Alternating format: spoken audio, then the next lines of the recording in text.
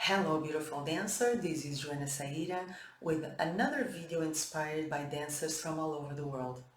This one is about the balance between stillness and action. And this is one of the subjects I love the most, one of the subjects I've been teaching and writing and performing and choreographing and lecturing about for longer, and also one of the most precious tools to become a better Oriental dancer and a happier person. In my first published book, The Secrets of Egypt, Dance Life and Beyond, I introduced what I called the invisible dance, which is connected to stillness. And what is the invisible dance and what is stillness? Well, stillness and the invisible dance are parts of Egyptian dance, parts of human experience that can be perceived, although not seen by the eyes. So it's everything that is real and happening, but we cannot perceive with our eyes, with our five material senses. So this could include energy, thoughts, feelings, intentions, everything that moves through us that is not visible but is real, okay? Now, usually we associate dance with movement, physical exterior visible movement. But the misconcept here is to think that dance is only physical movement when it's not. Dance is physical movement and it's emotional movement, it's energetic movement. Sometimes a huge physical pause when I'm not moving, when I'm physically stopping in complete stillness is more powerful, and it can say more than 1,000 movements, 1,000 action plan, let's say, that I put into movement with my physical body. So the first concept I want you to understand is that movement is not only physical, okay? Also, we live in societies that prize, that complement, that focus on physical action, this doing thing. Stillness, pause, silence are associated with lack of productivity, therefore lack of worth. They are associated with doing nothing, losing our time. Of course, this is a product of a society deeply influenced by industrial times, the Industrial Revolution, and the introduction of the machine in the human experience, and also capitalism, which pushes us to produce more and more and more, to buy more and more and more. What Egyptian dance does is going against the grain and telling you, well, not only do you need to act and move, as you also need to stop and to breathe and be. So there is this balance that we must create while we dance and while we live between the action mode, the masculine mode of going for it and producing and delivering, and the feminine mode, which is about being, it's about stillness, it's about the pause. Without pause, the movement becomes meaningless. The same way, without pause, without stillness in your life, everything you do starts to get into machine mode, automatic pilot, and you lose track of who you are and what's happening. So in order to move with quality and with a purpose and meaningfully, you need to pause. And you need to pause frequently and consciously. Instead of being so hysterically afraid of the pauses and the stillness and the silence, embrace them. Bring them into your dance and into your life. Search for the pauses in the music. Search for the silent spots. Search for opportunities to stop and breathe and reconnect with your center and reconnect to the music. The same way you can stop to reconnect with life, with who you are and where you want to be.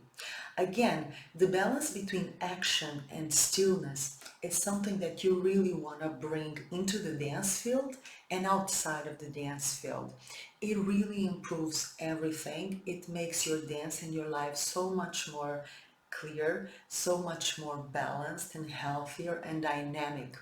When you have dancers, which are the majority, that don't know how to stop, they don't know how to be, we end up with machines trying to dance. We do not end up with human beings expressing themselves. Even if you think about the way we communicate, between words and phrases there are stops, there are pauses, there are stillness points. We don't speak like a machine gun, ba ba ba ba ba ba ba ba ba. We stop so that words can make sense. The silences between the words give meaning to the words. I stop so that we can understand each other. I stop for punctuation, right? I stop so that each word stitched together can have a meaning that reaches the person that I'm trying to communicate with. The same way with dance. In order to communicate, we need to understand the concept of phrases and breathing spaces and silences between the words, between the movements, between each musical phrase or each detail in the music. If you do not allow yourself to stop, to be still, to breathe and reconnect, I repeat, you will become a machine. The same thing happens in your life. So in this video, what I want you to consider, without going deep into it, is how you can bring more balance between action and stillness in your dance and in your life. And try to start with losing the fear of becoming boring, becoming obsolete when you do nothing, because this is what most dancers and people in general think. If I stop, if I do nothing, I'm useless, I'm worthless. So I want you to clean this idea from your head. When I say bring stillness into your life, I don't mean don't move at all, don't go anywhere, don't do anything. No, I mean bring stillness and action into your life. A good dance performance is a good balance between stillness and action. The amount of movement I apply, how I apply it, and for what, saying what. And the amount of pauses, stillness, breathing spaces I apply, and how do I use these breathing spaces? How do I use these pauses? How much it's happening inside of me while I'm pausing? So consider this, lose the fear of becoming, as I said, boring when you stop, or clean this idea that when you're not doing a lot of stuff with your physical body, you're not dancing. That's a lie. We can dance in many ways, and dance is a multidimensional language. It's not only a physical dimensional language. So you have to understand that these ideas that make you run and do like a machine are outdated, and they have nothing to do with authentic Egyptian dance and with a high quality life that I'm sure you want to live and you deserve to live. I hope this video was of inspiration for you. If you want to know more about this subject and many others regarding Egyptian Oriental and Folkloric dances, I invite you to join Joana Saahirah's World and my online school, Joana Saahirah's Online Dance School, which I am launching now, and I'm so thrilled to have you there. So if you want to know all the informations about Joana Saahirah's World and Joana Saahirah's Online Dance School, and join me for education that will bring you authentic Egyptian dance, self-discovery and empowerment, search for all the data, all the links in the description box below this video.